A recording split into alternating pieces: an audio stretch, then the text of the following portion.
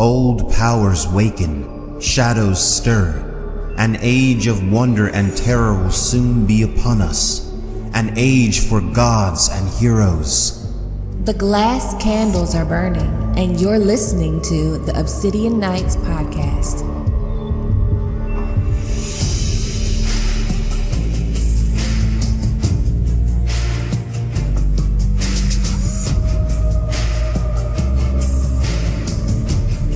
Hello, my sweet summer children. I'm back with another episode of Obsidian Nights podcast, where we reread A Song of Ice and Fire chapter by chapter with a different guest each time.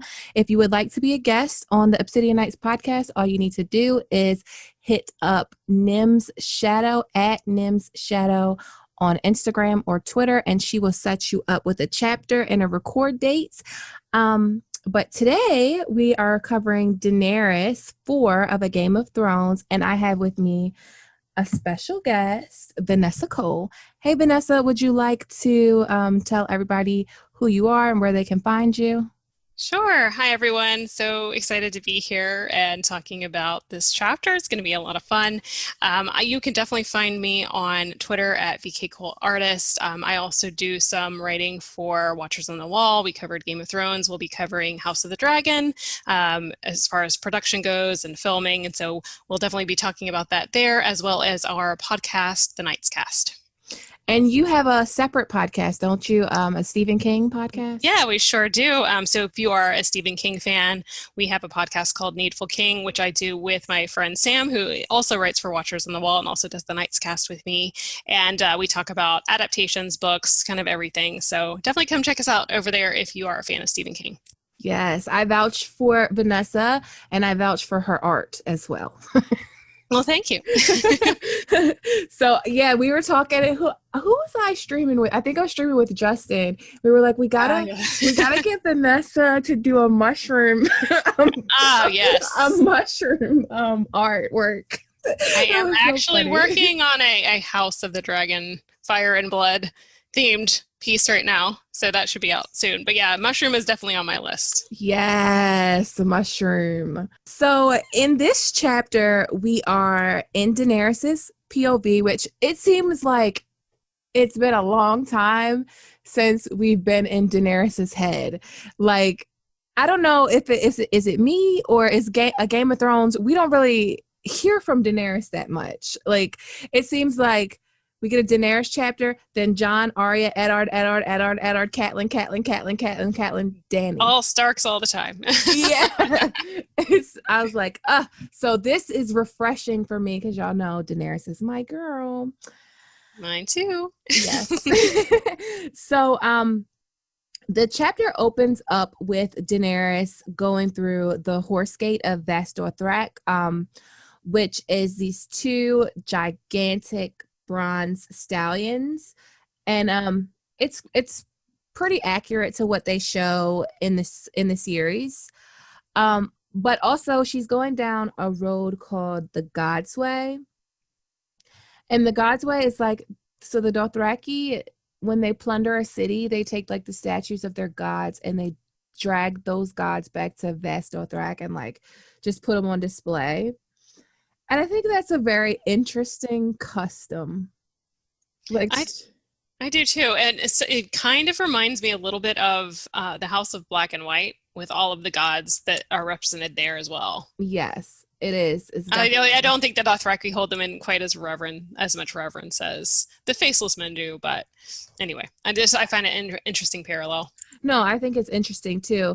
I also think it's interesting, like the gods that are described on the God's Way. Like, I'm kind of, they don't sound like gods. Some of them sound absolutely horrific, like the explanations of them. And like there's sphinxes. I think one was a sphinx, and there's like, I don't know. They're just very... My favorite is the one Viserys goes to look at, which is the woman with 6 breasts and a ferret's head. Yeah, I mean, come on, what kind of god is that? Like, I don't know. It just was so super weird to me. So they're going through the gate, walking through the God's way. And like Viserys, let's talk about Viserys for a minute. Viserys is having a hard time. As he should. He's struggling out there. Like, they are calling him, like, they have different names for him. Like, they all mock him. So his first name is the Sorefoot King, Khal Rhaymar. Yes. The Sorefoot King. Mm-hmm. And then he has the Cart King, Khal Raggett. The cart. Yes. So Viserys was like riding in a cart because he couldn't walk. And like the carts are for pregnant women and disabled people, eunuchs, cripples, very young or very old. So like Viserys thinks that, you know, he's having it easy, but actually he's being mocked. He's being mocked. And he's so I love that he doesn't know it. And he doesn't care to try to learn anything about Dothraki customs at all. It just makes it even funnier. And that's a huge difference between Viserys and Daenerys. Like, Daenerys accepts their culture, tries to learn it, tries to learn the language, changes the way she dresses, like she tries to adapt, and he doesn't. And that's why she lives and he dies. For sure. And she continues to do that throughout her story, through all 5 books. She definitely changes and adapts to the cultures that she's part of, to try and assimilate and be more understanding, I think, of the way that they do things, and so that they will also accept her. Of course. And she does it. She's smart. Yeah, it is very smart. But she does it, I don't think she does it out of like political planning.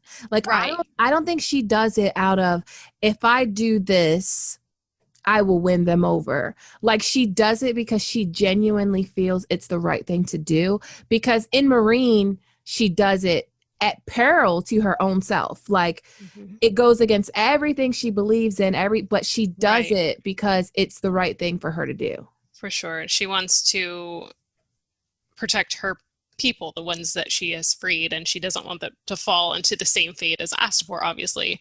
I definitely think in the case of the Dothraki, it's pretty much survival for her at first. And then I think she does grow to genuinely care and, appreciate what she's learned about them. And I think that is very, very admirable.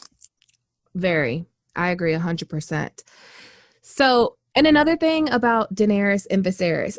So Viserys is being mocked and everything, but Daenerys like feels bad for him. Like, she feels bad because she like seduces Drogo into like letting Viserys rejoin them at the head of the column. Like, she uses all her bedroom and pillow tricks. And this chapter, it shows a lot of her compassion for her brother, who is her abuser. Like, let's not get it confused, because I know Game of Thrones tried to explain, like, it's foreshadowing that Daenerys didn't blink when Viserys died, but Viserys is her abuser. And even in this chapter, she is still trying to help him. She is trying to guide him. He just outright refuses that help. For sure. And she gives him so many chances, because, he's her only family left, and she loves him despite all of the horrible things he's put her through.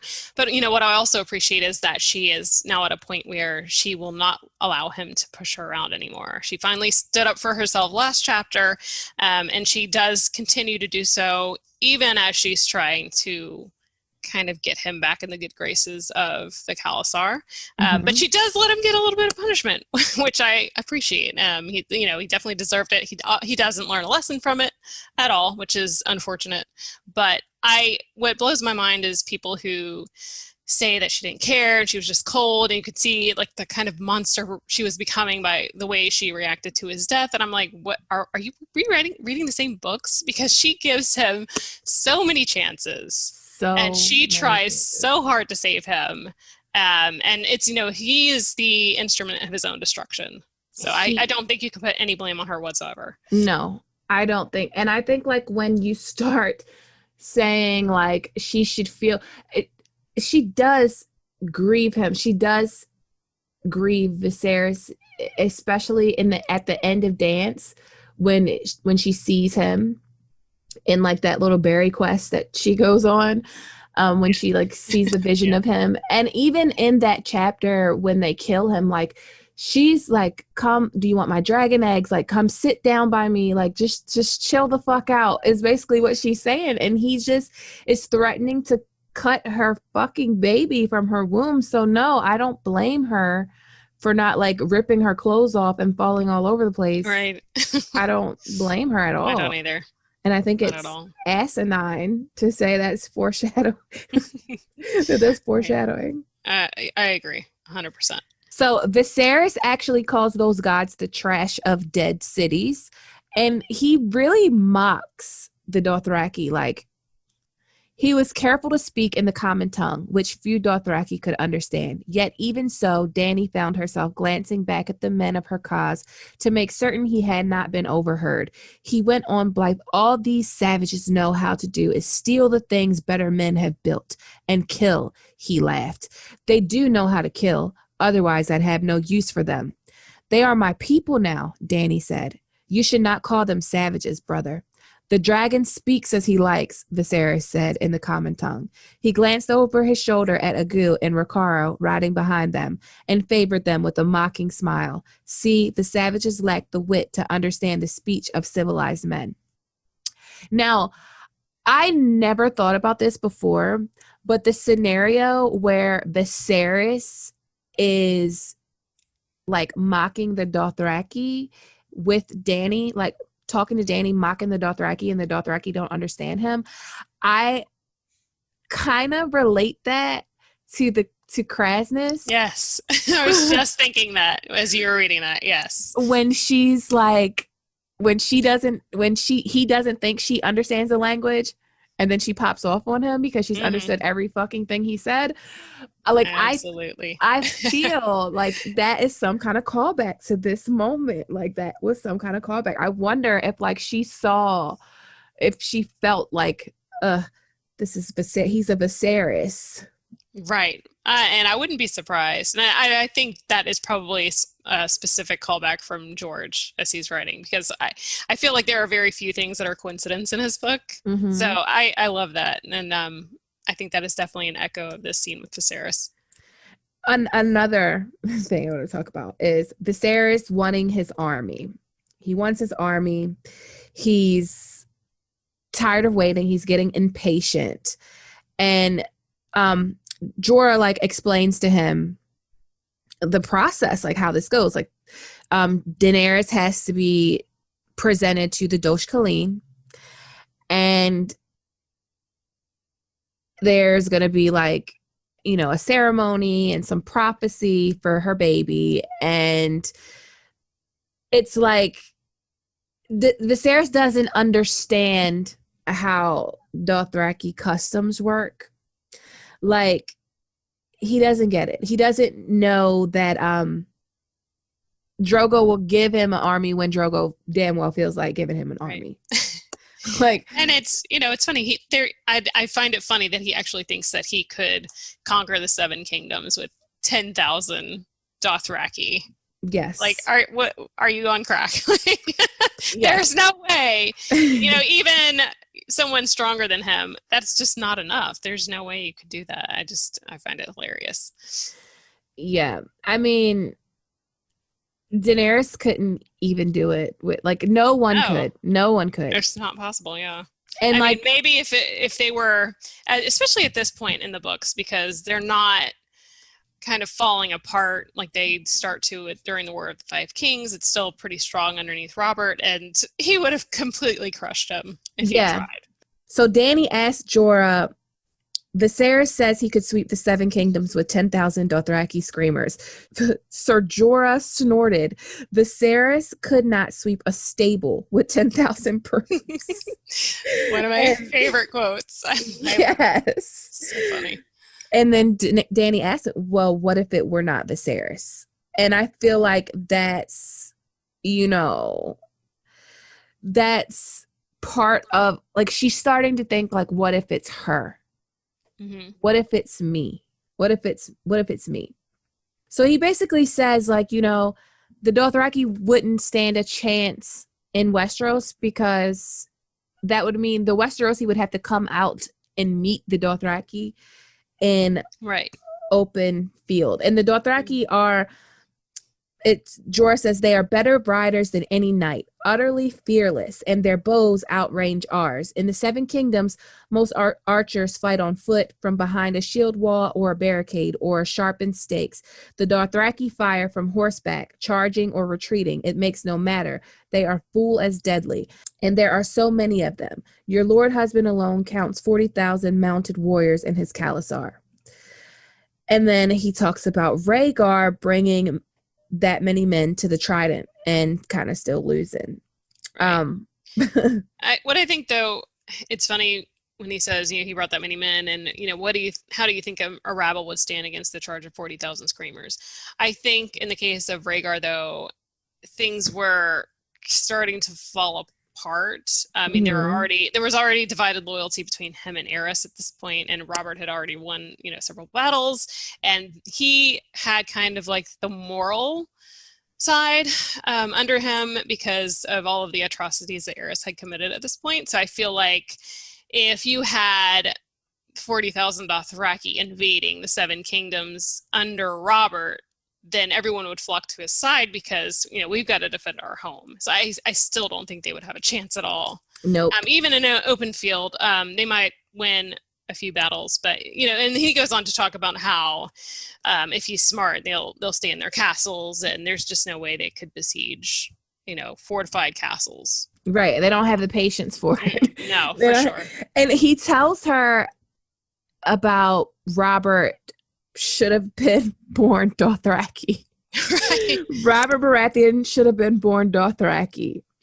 He would be a good one, I think. Yeah. That life would suit him. Like, he's not a coward. Jorah says he's strong and brave and rash enough to meet the Dothraki in the open field, but the men around him play a different tune, and that's true. Tywin Lannister and Ned Stark. And I find it interesting that he didn't mention Jon Arryn, so I wonder if Jorah knows that Jon Arryn is dead. I can't remember him ever saying that he knew, but I wonder if Varys informed him. Yeah, I'm sure he did. And that now Ned Stark is hand. Jorah basically confesses that he hates Ned Stark. Shocking. Right, because Jorah captured some poachers and sold them to slavers, which is illegal, and Ned Stark has a warrant for him. Yes. So they get to the city based Dothrak, and they go to the Western Market. Daenerys is describing, the landscape, how different the buildings are, and Jorah tells Dany, these are all built by slaves in the in the fashion that they're familiar with. So if you have just for example, if you have an Egyptian slave, you might get Egyptian built buildings, or if you have a Greek slave, you might get a Greek built building, whatever. So that's why all the buildings look different.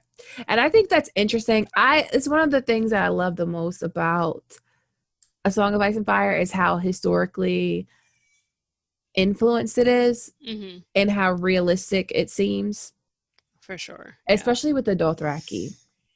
Yeah, I think it's a really interesting, it paints an interesting picture when you're thinking about just all of these different cultures coming together to create this sprawling city kind of in the middle of nowhere. I think it just, the way I just pictured it in my head, it just seems really, really cool. Yes. So he also says, so this is the Vaes Dothrak is a sacred city, and the only people that permanently live there is the Dosh Khaleen, their slaves, and their servants. So the idea of the Dosh Khaleen is really, I hate it. Yes. Great. I hate it. So if a call dies, the widows have to come and they become Dosh Khaleen. Yes, and I agree. I'm not a fan of this idea, but I suppose it's better than just killing the widows, Oh, I you mean, know, or like yeah. letting them just, putting them into exile and probably dying of starvation or dehydration as they're wandering through the Why can't they Dothraki just Sea or the Red Waste or whatever why alone. can't they just be a part of the Khalasar? Why do they have Right. to Yeah. go I and like mean, yeah, I don't know. You would think, but I guess if it's a rival Khalasar, you don't want them fomenting true, opposition to you, true. perhaps, and trying to get revenge for their fallen husbands. So I guess I kind of understand it. And I mean, the one thing I'll say is they do seem to be revered and respected. So, I mean, there could be a worse fate in store than going there. I mean, that's true. I wouldn't choose it, but yeah, there are Yeah, worse things that could have happened. that is true. There, it could be worse. I do think that Daenerys' story is going back to Vastothrak in the books. Yes. I know we see it in the show where she goes and she burns all the calls, and I think that is her second fire that is prophesied in the House of the Undying. I think she sees a glimpse of it, like she sees the crones all bowing down before her, and so I do think that was something from George R. R. Martin. It's not been confirmed, but I really think that that's gonna be. I feel like Vast Dothrak was built up so much that to not go back there would be a travesty. Yeah, and I feel like it's definitely foreshadowed in this chapter. Especially when it says, it's large enough to house every man of every Khalasar, should all the calls return to the mother at once. The crones have prophesied that one day that will come to pass, and so Vaes Dothrak must be ready to embrace all its children. So I feel like that has to happen. And the stallion who mounts the world will be there. Yes. Danny and Yep. Drogon. 100%. Definitely. So, they can't carry a blade in Vaes Dothrak. They can't shed a free man's blood in Vaes Dothrak. And if two different Khalasars come there and they don't like each other, like they put aside their beefs, they drink and eat together, and that's it. When they're in the sight of the Mother of the Mountains, they act like they got some sense. When they're in the sacred city, yes, it's like they're all under a banner of truce at that point. Yes. So she wishes that her father had blood riders. And I think Jorah explains to her like the ancient traditions of horse lords, that when the call died, his blood riders died with him to ride at his side in the Nightlands. If the call died at the hands of some enemy, they lived only long enough to avenge him and then followed him joyfully into the grave. And this is why I had so much fucking beef with season 8. Season 8. Like D&D kind of forgot about this. What the hell? The Drogon just hides her body and the Dothraki just go away like nothing ever happened. No big deal. It's fine. Like we'll just let him go. They just killed our call. Like they just killed our call. Like no one cares. We don't care. Right. And the fact that there were even enough of them alive at that point was surprising enough. Yeah. After they all supposedly got killed during the long night, but then they just respawned and showed back up. I don't know. Anyway. Yeah, they surely did respawn. They had all kinds of extra lives. Like it was crazy. It was really crazy. So Jorah tells Daenerys about the Kingsguard, about them being noble and valiant and true, and yet King Aerys had been murdered by one of them, the handsome boy they now called the Kingslayer. And the second, Barristan the Bold, had gone over to the usurper. She wondered if all men were as false in the Seven Kingdoms. When her son sat the Iron Throne, she would see that he had blood riders of his own to protect him against treachery in his Kingsguard. So I wanted to talk about Barristan for a second. How do you feel about Barristan? Because I like him. I think he's loyal to Daenerys, and I think he's going to stay loyal to Daenerys. I like him. I don't think he is as principled as he feels like he is, or like he wants to be. I feel like he kind of just goes whichever way the wind blows. It's more of like self-preservation. And even though he tells himself like, oh, well, now I'm going to do the right thing, I still have questions about that. If he really will finally stand for something, or if he will. So, Brendan Beefish has a theory that he will betray Daenerys, and he's kind of winning me over to that idea, as much as I hate it. I hate that. I hate that. I feel like in order for Barristan Selmy, for Barristan Selmy to betray Daenerys is going to have to do something super fucking awful. Yeah. And I don't see Barristan believing that Fagon is Fagon. So like, who is he going to support? Is he going to support Jon? For him to betray her, it's going to have to be at the support of someone else. Right. Yeah. Which I don't know. I think the betrayer is definitely going to be Tyrion. I definitely think he's going to betray her. 100%. Yeah, I can definitely see that. He's not going to be the whitewashed version we saw on the show no. at all. I can see him definitely egging her on to do some pretty terrible stuff. Yeah, and then washing his hands of like, oh, it's not my fault. I can't believe you did that. Right? Oh, so frustrating. So Daenerys says that she will give her brother his gifts tonight. So she's like made him or got him made. Well, first she's gonna have him for dinner.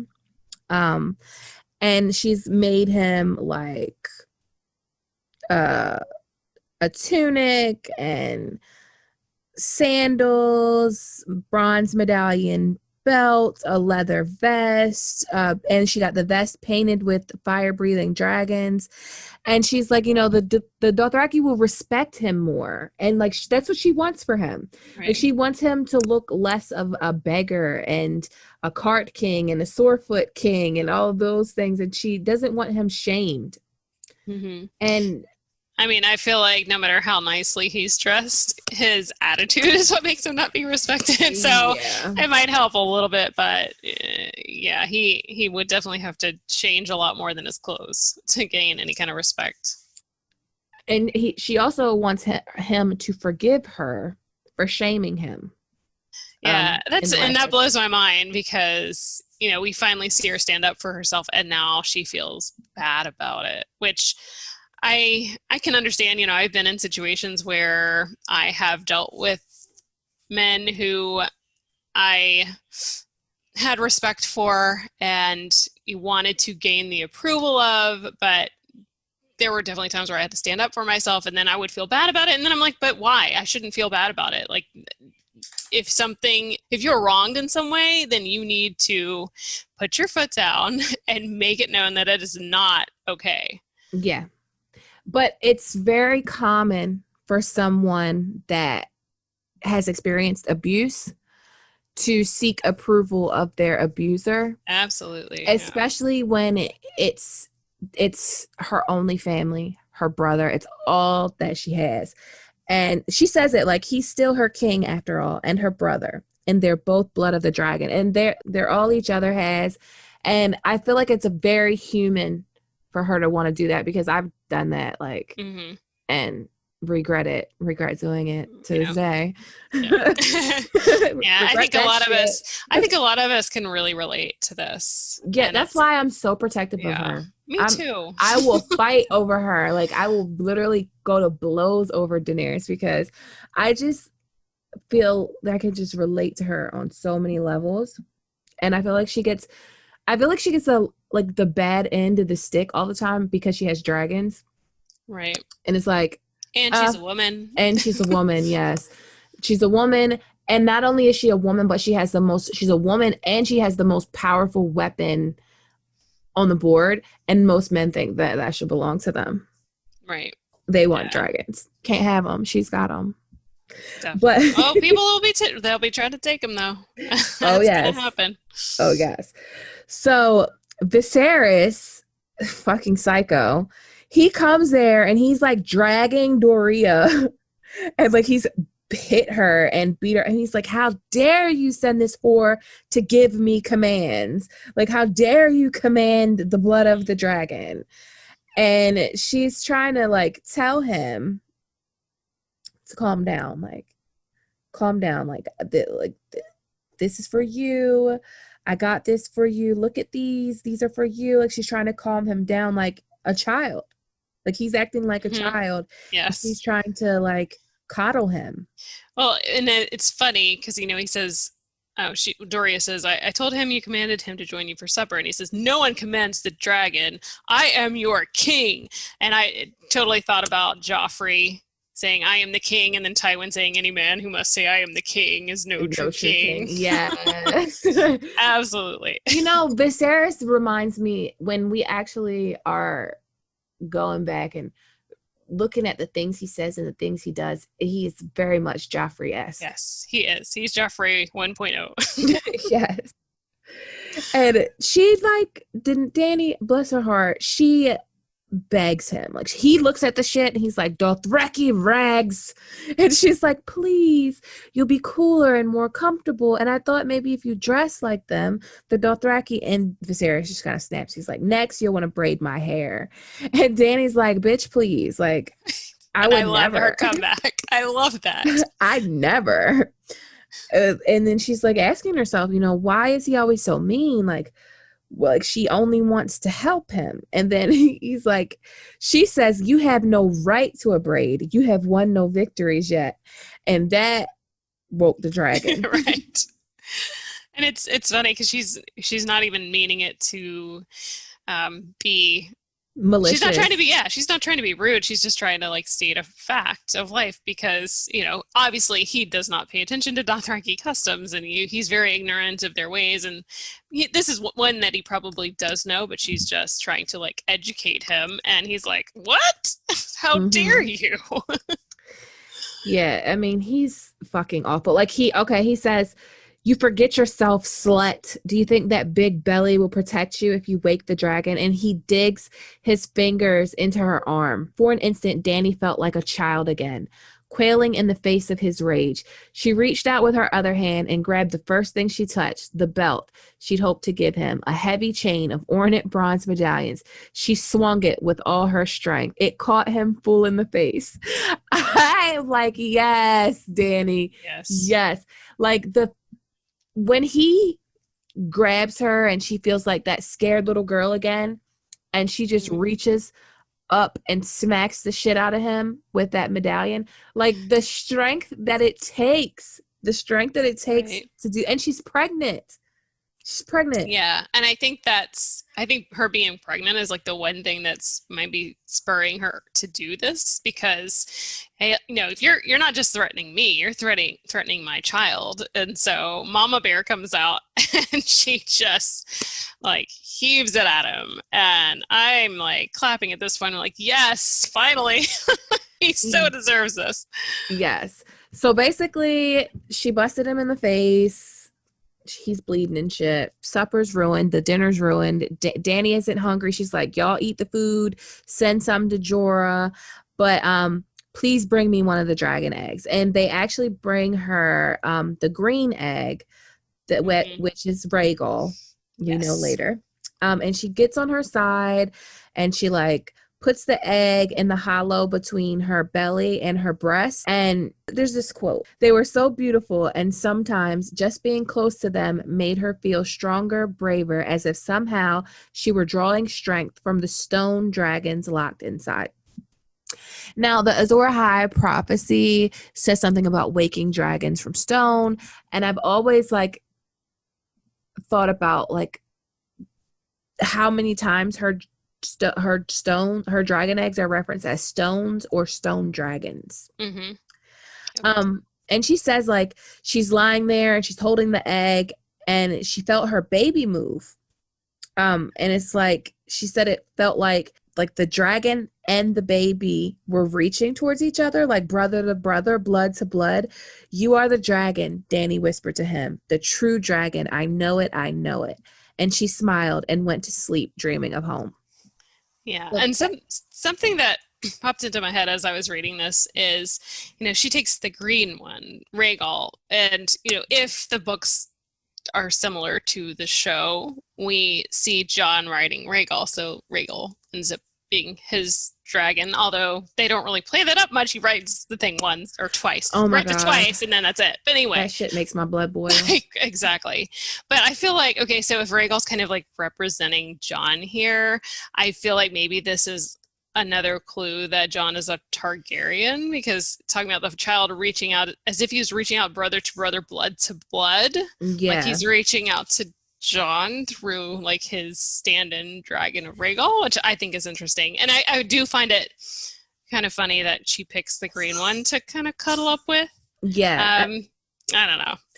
I mean, she does it like different times with all of them, but I do think it's interesting that it's the green one and the brother to brother, blood to blood. And I do think that if Jon is going to ride a dragon, it will be Rhaegal, the one named after Rhaegar. But I also think that when she whispers to the baby, "You are the dragon, the true dragon. I know it. I know it."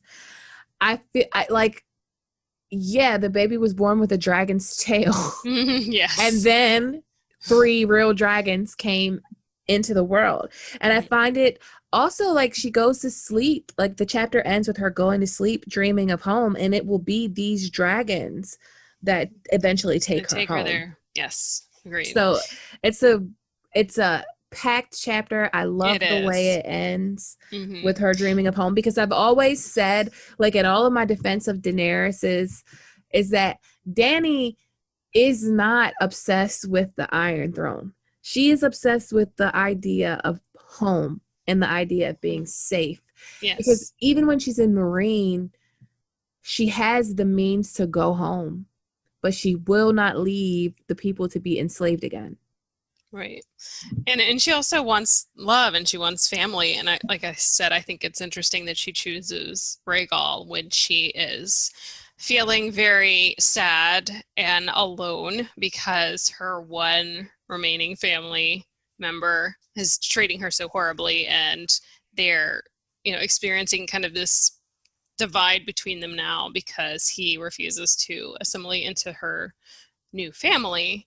And so they're growing even further apart, and then she chooses this green egg representing Rhaegal, which kind of represents Jon. And so we think that they are going to meet and probably fall in love. Might fall along the lines of the show, which makes me also very sad to think, if we get any kind of similar ending, which I hope it's different, but it's just very frustrating to think that this would happen. I'm at the point that it has to be different because it doesn't make any fucking sense.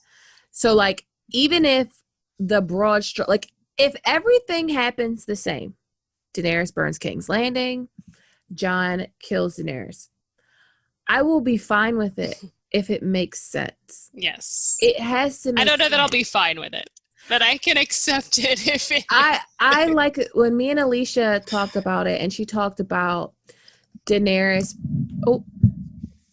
When me and Alicia talked about it, and she talked about Daenerys doing like a sacrificial thing. I can get on board with that because I see her as a very selfless person. I see her as someone that would go out to save everyone. And the show made her the opposite of that. The show made it like so desperate for power. I'm going to kill everybody. I don't care. And like she had already won the battle. So like she didn't need to do it. Like it didn't make sense. So I'm at the point where like I know it has to be different. And I feel like there's no way it can be the same because there's so many characters that will be super impactful. Like Aegon. Like there's a whole other faction. We have Aegon, and then we have John Cunnington and the Martells. Like there's a lot of pieces on the and the great Euron Greyjoy, because that show Euron Greyjoy is not Euron Greyjoy. No, absolutely not. There's a lot of things that are going to be thinging in A Song of Ice and Fire that weren't thinging on Game of Thrones. So yeah, it has to be different. But I think so too. I mean, one thing that I'm thinking is like the Long Night in the books has got to be longer and more devastating and impact much more of the continent than what we saw in the show. And so like, who's she going to go after anyway, because everything's going to be devastated. Why would she want to go after anyone and be like, oh, I've got to destroy all of this to liberate the people from Winterfell and like all these other places she names. And so I don't know. Yeah, Winds of Winter is going to be awful. Like Winds is going to be awful. Yes. Like, and I can't wait for it, honestly. Yeah. I cannot wait for it. I know. I want to see something much more elaborate and rational and well written and making sense. Yes, exactly. Exactly. Yeah. But yeah, this was Daenerys 4. Did you have anything that you wanted to add? Not really. Just like I said, I love her sympathy for her brother, even as horrible as he is to her, and that I think it's so clear through all her chapters how focused she is on home and family and being loved. She does some questionable things along the way, but anyone who thinks that her primary motivation is power and conquering Westeros, I just don't think they're understanding her chapters at all. No, they're not. Like, even when we talk about her trying to still help Viserys even though he's awful to her, it's because of course he's her abuser, and that's a very human emotion, but it's also because Daenerys is one of the most empathetic characters in this story. So while he's done hurtful things to her, she still has empathy for him, and I feel like that's a good quality in a leader, in a ruler, that you can be stern and you can have boundaries, but you still have empathy for your people. Definitely. And I feel like that's a good quality that she shows, and she's just badass. Yeah, I agree. Just love her. Love her. Love her to pieces. But that is Daenerys 4. If you would like to be on an episode of Obsidian Nights, hit up Nim's Shadow. If you're listening to this in podcast format, please leave me a review and let me know how I'm doing. And Vanessa, thank you for coming. Thank you for having me. It was a lot of fun. A lot of fun. And I will leave all of Vanessa's links in the description box. And I will see you guys next week.